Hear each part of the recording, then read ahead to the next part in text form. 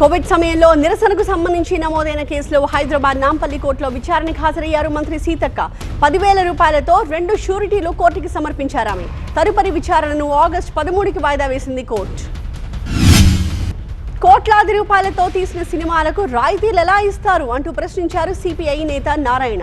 హరిహర వీరమల్లు, బాహుబలి, పుష్ప లాంటి సినిమాలకు రాయితీలిచ్చి టికెట్ రేట్లు పెంచుకోమని అనుమతి ఇవ్వడం దివాళాకోరు రాజకీయమన్నారు.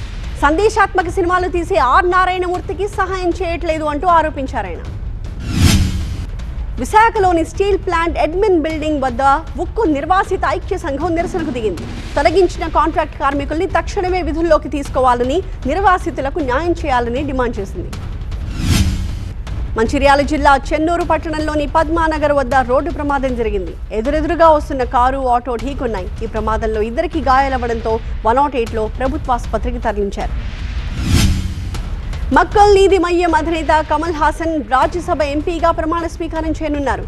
ఇప్పటికే ఆయన ఢిల్లీకి చేరుకున్నారు. ఇవాళ తాను ఎంపీగా ప్రమాణం చేసి భారతీయుడిగా తనకు ఇచ్చిన బాధ్యతను గౌరవంగా నిర్వర్తించబోతున్నాను అని చెప్పారు కమల్. ఒడిశాలోని సంబల్పూర్ దగ్గర రైలు పట్టాలు తప్పింది. సంబల్పూర్, షాలిమార్, సంబల్పూర్, మహిమా, గోసైన్ ఎక్స్ప్రెస్కి ప్రమాదం తప్పింది. రైలు పట్టాలు తప్పడంతో ఎక్స్ప్రెస్ బోగీలు పక్క కొరిగాయి. రైల్వే అధికారులు ఘటనా స్థలానికి చేరుకుని మరమ్మతులు చేపట్టారు. తమిళనాడులోని రామేశ్వరానికి భక్తులు పోటెత్తారు. ఆది అమావాస్య సందర్భంగా రామేశ్వరంలోని అగ్నితీర్థం సముద్ర తీరంలో వేలాది మంది భక్తులు పితృ పూజలు నిర్వహిస్తున్నారు. సముద్ర స్నానాలు ఆచరించి తమ పూర్వీకుల్ని స్మరించుకుంటున్నారు. జమ్మూ కాశ్మీర్లోని పూంచ్లో గత 3 రోజులుగా ఎడతెరిపి లేకుండా కురుస్తున్న వర్షాలకు బీదర్ గ్రామంలో ఒక ఇల్లు ధ్వంసమైంది.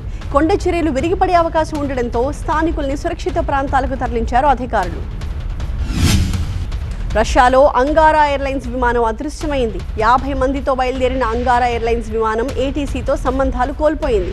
చైనా సరిహద్దుల్లోని అమూర్ ప్రాంతంలో విమానం మిస్ అయినట్టుగా గుర్తించారు. అమూర్ ప్రాంతంలోని టిండాకి వెళుతూ ఉండగా ఈ ఘటన జరిగింది.